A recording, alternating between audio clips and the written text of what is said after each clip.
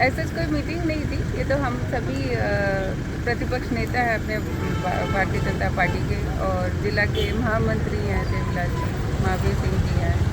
हम सब चर्चा करने गए थे क्योंकि सरकार की तरफ से सूचनाएं मांगी गई थी नगर परिषद सीमा विस्तार को लेकर। तो जनसंख्या कितनी है, कितना आना चाहिए, तो उसको लेकर एक चर्चा की थी। क्योंकि हम जानते हैं कि बाड़मेर शहर की बहुत बड़ी मांग है कि शहर के लगती जो कॉलोनियाँ हैं उनमें नगर परिषद ने पट्टे दे दिए, लेकिन वो नगर परिषद सीमा में नहीं आई। इस वजह से उनका पूरा विकास नहीं हो पाया। तो अब जब सरकार ने ये योजना इतनी बड़ी निकाली है कि नगर परिषद सीमा का विस्तार होना चाहिए, तो हम ये चाहते हैं कि नगर परिषद से लगते हुए शहर से चारों तरफ जो घनी आबादी है वो नगर परिषद सीमा में आ जानी चाहिए, जिसमें कि बाड़मेर शहर पंचायतें, बाड़मेर शहर ग्रामीण है, फिर मगरा है, फिर बीदासर है, दादान है। ये सबका पहले भी नोटिफिकेशन होया हुआ है, कुछ पे स्टे आया हुआ है। तो वही चर्चा कर रहे थे कि कौन सी पंचायत आनी चाहिए, कौन सी नहीं आनी चाहिए। क्योंकि ये जो कॉलोनीज़ हैं ये वाकई में यहाँ विकास का कोई कार्य नहीं हो पाया, क्योंकि नगर परिषद सीमा में नहीं है।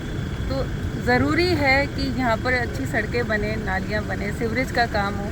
इसलिए नगर परिषद सीमा क्षेत्र में जो ये अपना बलदेव नगर, रामनगर, मतलब आप ये देखिए कि बाड़मेर ग्रामीण है और बाड़मेर शहर, ये पंचायत तो आगोर है, ये पूरी शहर के चारों तरफ है। एक तरह से शहर का ही हिस्सा है, सिर्फ सीमा के अंदर कागजों में नहीं। तो यही चर्चा की थी और पूरा विश्वास है कि ये जो घनी आबादी वाला है पूरा क्षेत्र है, ये नगर परिषद सीमा में आए। तो वार्डों का भी पुनर्गठन होगा पहले एक बार सीमा विस्तार होगा तो निश्चित रूप से जनसंख्या के आधार पर वार्ड बनाए जाते हैं। तो जब सीमा विस्तार हो जाएगा तो वार्ड्स भी बढ़ेंगे, वार्ड्स की संख्या बढ़ेगी, तो पुनर्गठन होगा। कल मगरा के लोग आए थे, वो कह रहे हैं कि हमें यहाँ नगर परिषद में नहीं आना, मगरा में ही रहना है। नहीं, ऐसा है कि देखिए बहुत सारी जो क्षेत्र हैं, कुछ लोग पक्ष में होते हैं, कुछ लोग पक्ष में नहीं भी होते हैं, और ये सबको अधिकार है अपनी बात रखने का। लेकिन अंत में सरकार, प्रशासन सभी मिलकर तय करेंगे कि वाकई में अगर घनी आबादी है और बसा हुआ है तो वो आना चाहिए।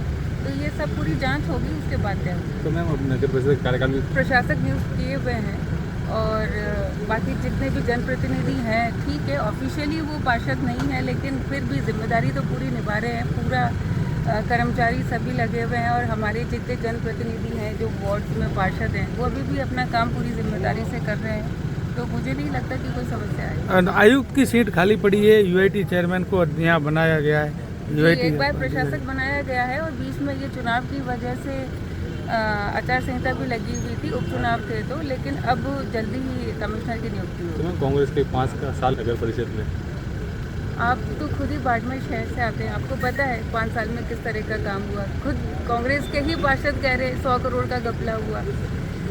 तो भ्रष्टाचार की सीमा लांघी है। जो पैसा बाड़मेर शहर के अंदर विकास में खर्च हो सकता था, 100 करोड़, हम सोच सकते हैं 100 करोड़ में बाड़मेर शहर की काया पलट हो सकती थी। लेकिन आज भी क्या स्थिति है, सारा पैसा भ्रष्टाचार की बेच चढ़ गया, और इतनी ख़राब हालत है कि बाड़मेर नगर परिषद की बात करें तो कोई अच्छा अधिकारी तो यहाँ आने में इंटरेस्ट ही नहीं दिखाता। मैडम, एक परसों मीटिंग में आपने कुछ विरोध किया था रिकॉर्ड जलाने का, वो क्या था? सबको पता है, सबको मालूम है कि बाड़मेर नगर परिषद में जब भी इनको लगा है कि कुछ गड़बड़ हो सकती है, तो या तो फाइलें जला दी जाती है या गायब कर दी जाती है। पहले भी एक बार फाइलें जली थी। अभी जांच की बात करते हैं, जांच करें तो करें क्या? कोई सूचना, कोई आरटीआई के तहत सूचना मांग ले तो फाइल नहीं है, कागज़ नहीं है। तो यहाँ तो समस्या ही बहुत विकट है भाई। बाड़मेर नगर परिषद की स्थिति सुधारने के लिए 15 साल हो गए।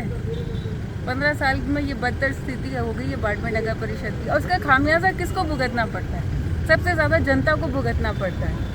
बाकी किसी का कोई फ़र्क नहीं पड़ रहा। परेशान जनता होती है, जनता का ही पैसा है तो जनता के लिए खर्च होना चाहिए, लेकिन कहाँ जा रहा है किसी को नहीं पता। तो इतना बड़ा भ्रष्टाचार हुआ है, आप कह रहे हैं? बिल्कुल, जांच की बात चल रही है और जांच होगी भी, लेकिन मैं फिर आपको बोलती हूँ कि जांच करने के लिए अगर पूरी कार्रवाई की जाए तो पता नहीं कौन कौन पे क्या क्या कार्रवाई हो, और इसीलिए यहाँ से फाइलें गायब कर दी जाती है कि ना तो कोई कागज़ है ना कोई पेपर है, आप जांच करें।